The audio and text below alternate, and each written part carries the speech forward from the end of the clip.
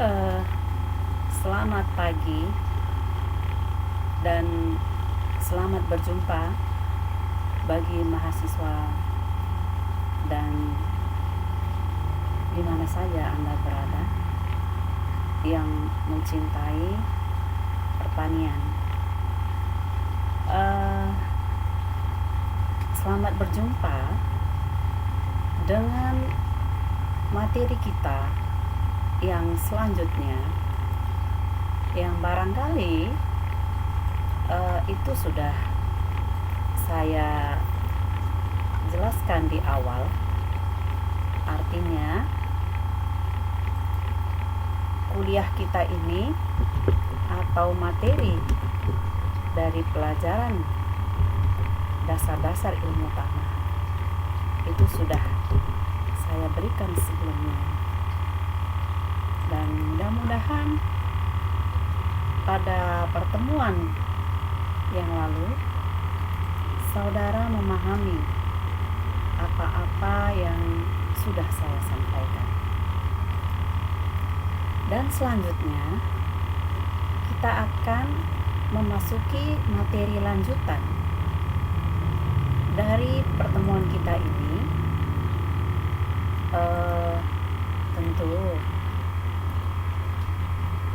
saya anggap saudara juga sudah memahami materi kita yang lalu.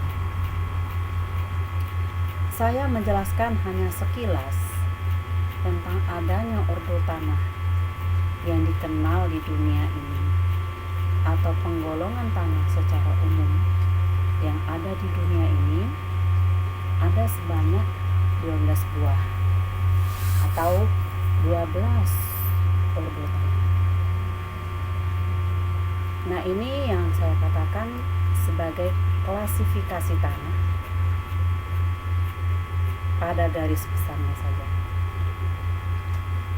Kita membahas ini pada minggu lalu, itu baru sampai molisol. Jadi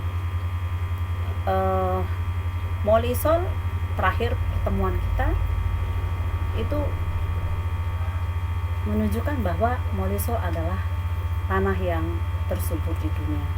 Dan molisol berasal dari kata molis, pakai bahasa Inggris nih ya, yang artinya adalah lunak, empuk. Kenapa empuk dan lunak?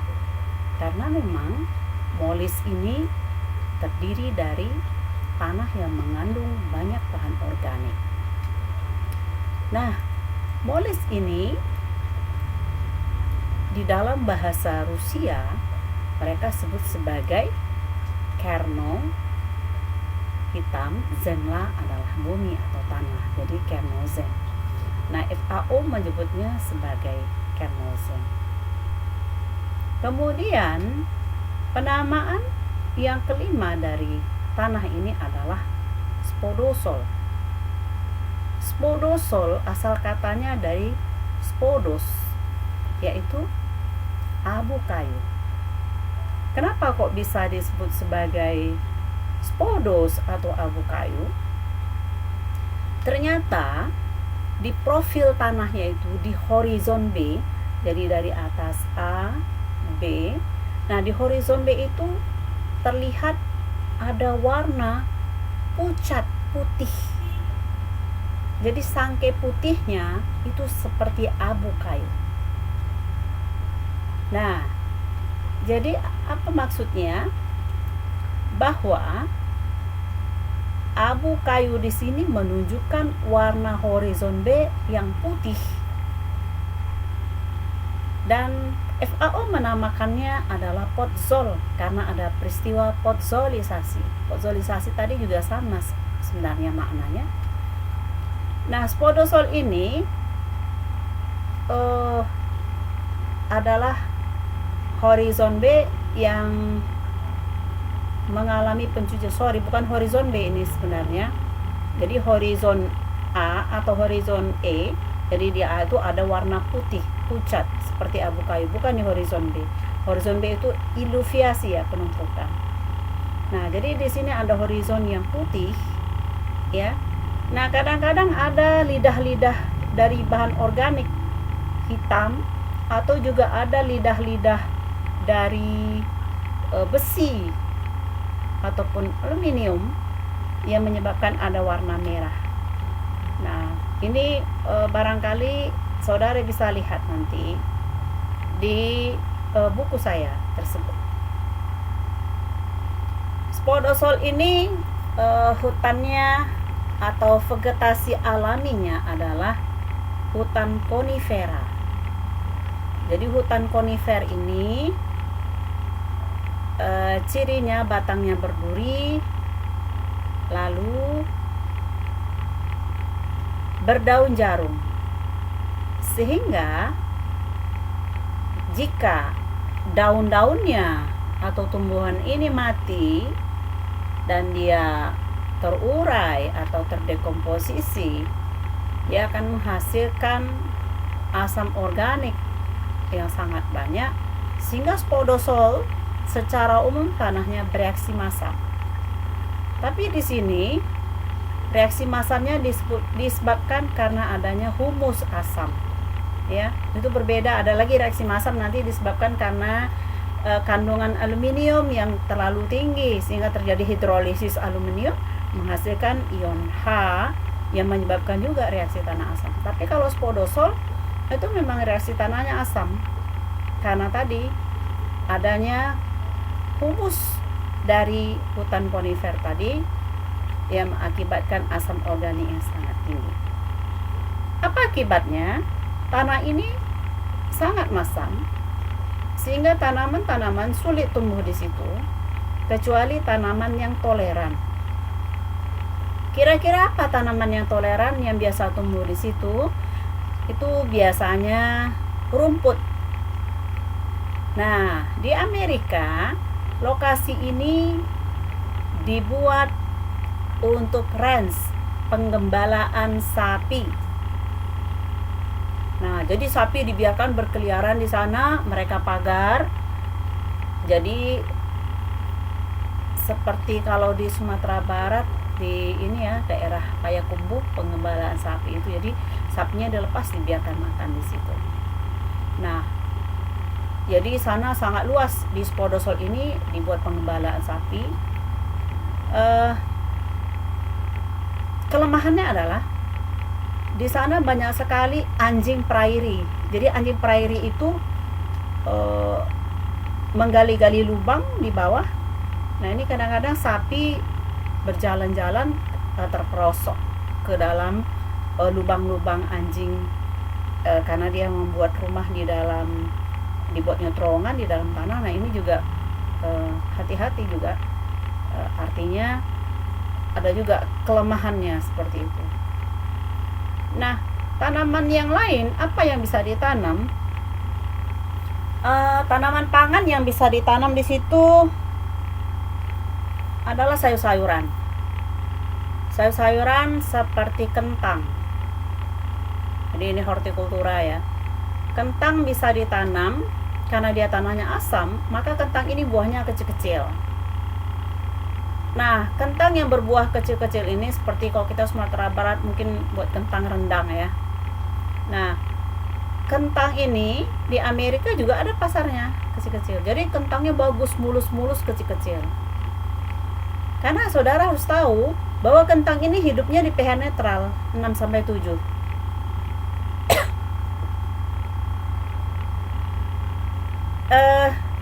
Kentang jika hidup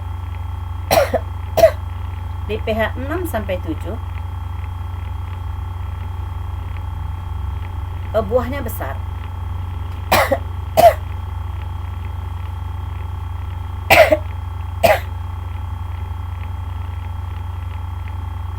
Buahnya besar, tetapi dia sering mengalami skabis ya. Jadi ada namanya kubis kentang, itu kentangnya sompel-sompel, disebabkan ada gangguan actinomycetes. Jadi keunggulannya adalah kalau ditanam pada tanah yang ber-pH rendah, actinomycetes tidak bisa menyerang. Tapi ditanam di pH yang netral, itu kehidupan actinomycetes memang sangat baik sekali, lingkungannya udah cocok. sehingga kentang pun bagus, tapi serangan Actinomycetes juga luar biasa. Nah, selanjutnya adalah alfisol. Alfisol itu kalau di Indonesia kita sebut sebagai tanah potzolit coklat kelabu. Di FAO menyebutnya sebagai lufisol. Luf itu artinya liat yang mengalami pencucian, ya. Jadi terjadi eluviasi liat dan menumpuk di horizon B, ya. Nah, jadi kalau kita lihat profil, nanti saudara saya tugaskan juga untuk membuat namanya profil sebagai penciri. Nah, jadi diagnostik, ya, horizon atau horizon penciri. Diagnostik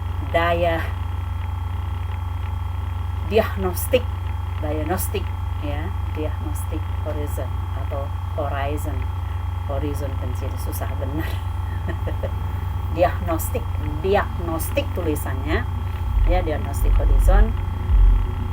Jadi di dalam pengenalan tanah ini memang yang saudara harus tahu, semua surveyor juga harus tahu, adalah horizon penciri.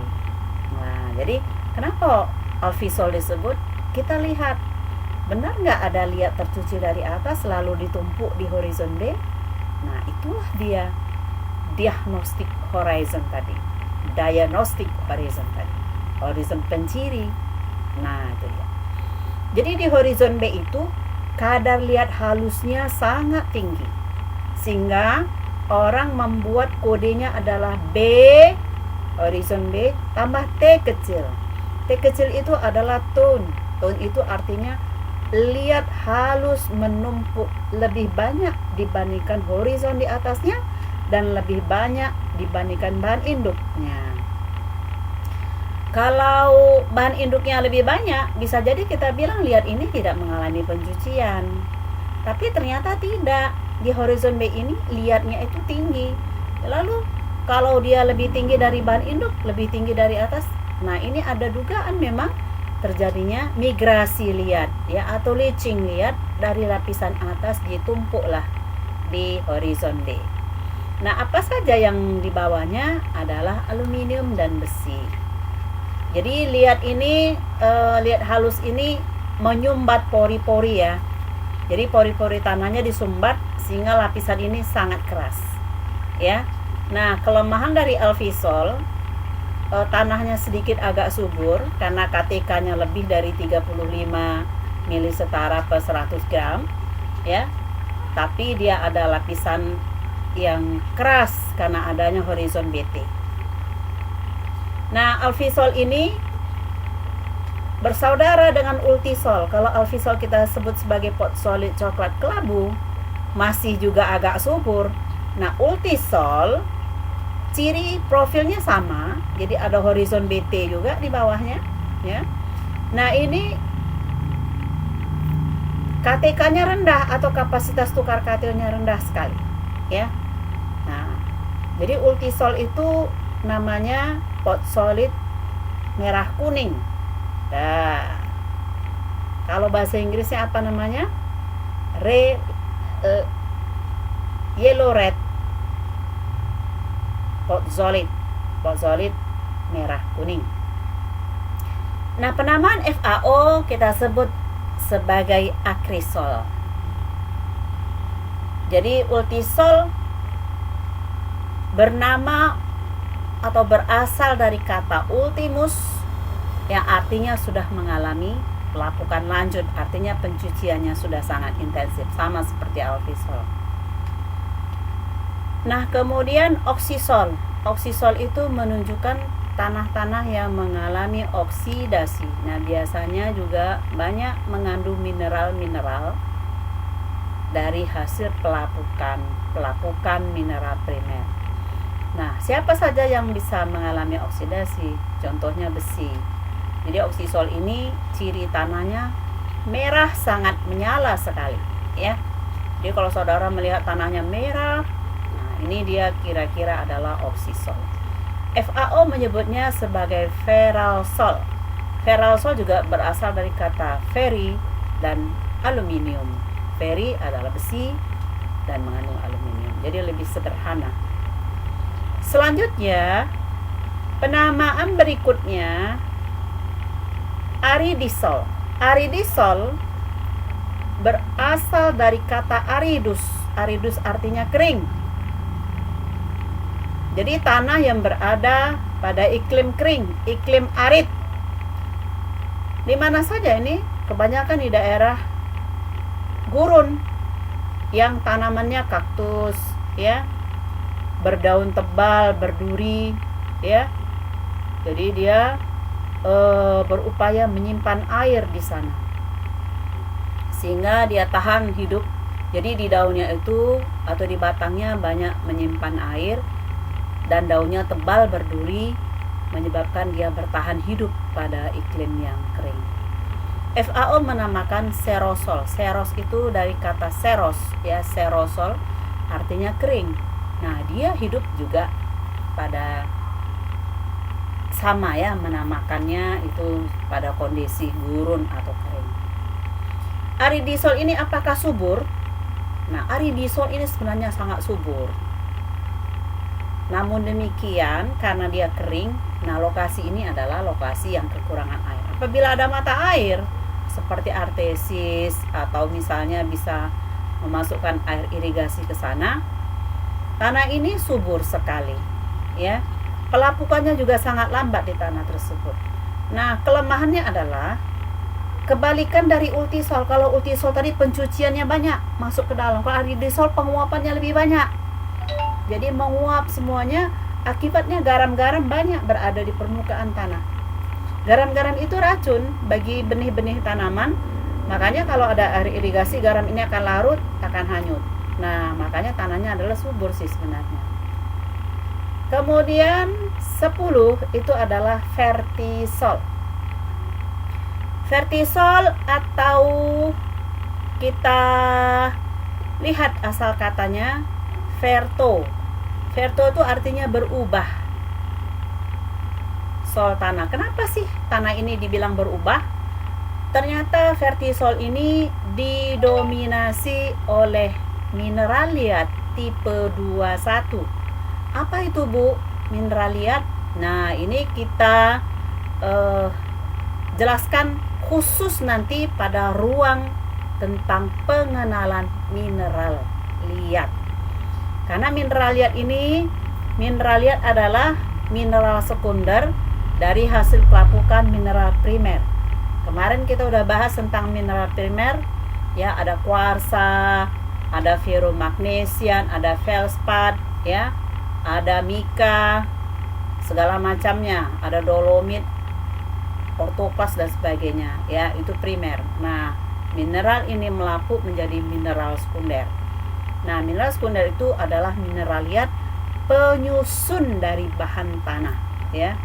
Nah, mineral liat ini bermacam-macam. Ada tipe 11, ada tipe 21. Apa bedanya tipe 11 dengan 21? Kalau tipe 11, mineral liat ini kalau masuk air, dikenai air, mineral ini stabil, tidak mengembang, tidak mengerut kalau kering. Tapi kalau vertisol, dia mengandung liat tipe 21 dominan, itu kalau kena air, mineralnya mengembang besar, memuai. Tapi kalau kering, dia mengkerut keras sampai tanahnya rengkah-rengkah. Kelemahannya apa? Kalau musim kering, begitu rengkahnya, ini kadang-kadang anak sapi bisa masuk ke dalam. Begitu besarnya rengkahannya. Nanti kalau dia hujan, dia bertaut kembali. Kelemahannya apa lagi? Ini kalau diolah petani tanah tersebut, dia sangat lengket. Jadi sangat menarik, ya, lekat sekali. Nah, ini kesulitan di dalam pengolahan. Nah, vertisol, orang teknik menyebutkan ini sebagai tanah mahal, expensive soil. Kenapa dibilang expensive soil?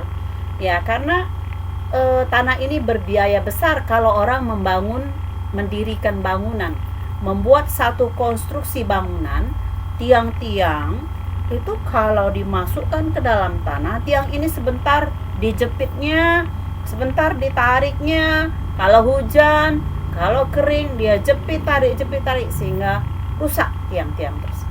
Tiang telepon juga begitu, kalau dia besi dia akan seperti itu, akan penyok. Nah, akar-akar tanaman juga bermasalah seperti itu, ya.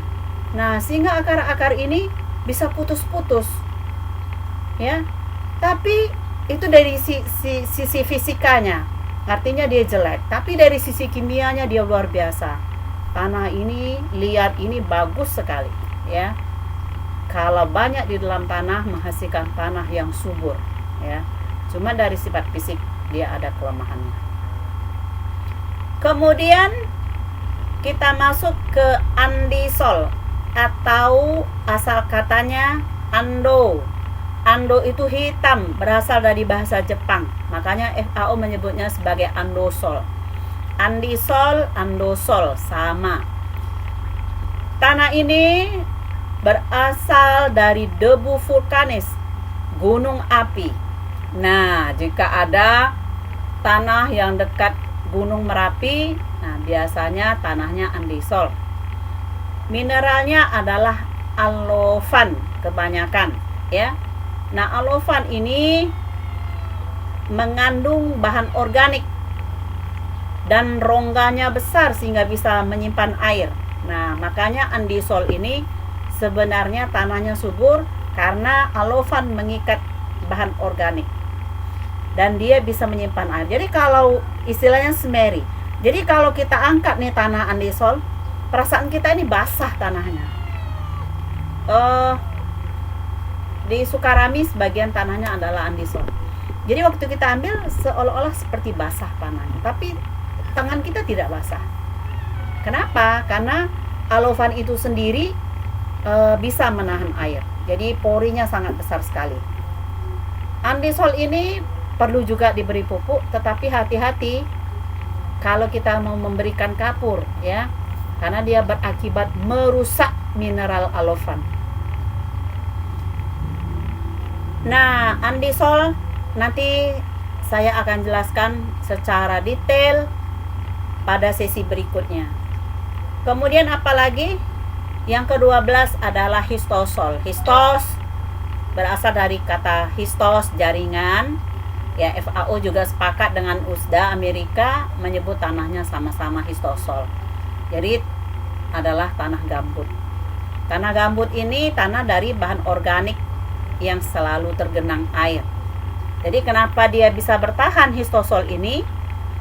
Jika tergenang air. Kalau gambut ini sudah dikeluarkan airnya atau kita katakan di drainase atau di drain, maka gambut ini lama-kelamaan akan mengalami dekomposisi atau penguraian, mengakibatkan gambut ini makin lama makin habis, ya. Nah, dia akan mengalami subsiden, penurunan permukaan karena terjadinya dekomposisi tadi. Nah, mengakibatkan lama-lama gambut ini habis kalau drainasenya tidak diatur. Kalau kita tidak drain, kesulitannya adalah jika kita menanam, tanamannya tidak akan tumbuh baik. Jadi pengaturan air ini juga hati-hati. Nah, ini juga akan menghasilkan pasir semu. Artinya gambut ini kalau sudah kekeringan, dia tidak bisa lagi menahan air. Nah, kesulitannya di sana. Nah, kalau gambut ini tidak dibuka, gambut ini akan tetap bertahan lebih lama. Karena perombakan dalam penggenangan itu anaerob. Artinya tidak menghabiskan bahan organik. Tetapi begitu kita drain airnya, maka terjadi perombakan aerob. Apa hasil dari perombakan aerob ini? Adalah CO2, H2O, energi, dan ada unsur hara sedikit. Artinya adalah bahan habis. Jadi dari bahan organik akan menjadi CO2 dan akan menjadi air, kan habis. Nah, itulah kira-kira yang saya jelaskan tadi tentang histosol itu. Saya kira sudah paham ya apa yang saya jelaskan dari ordo tanah tersebut.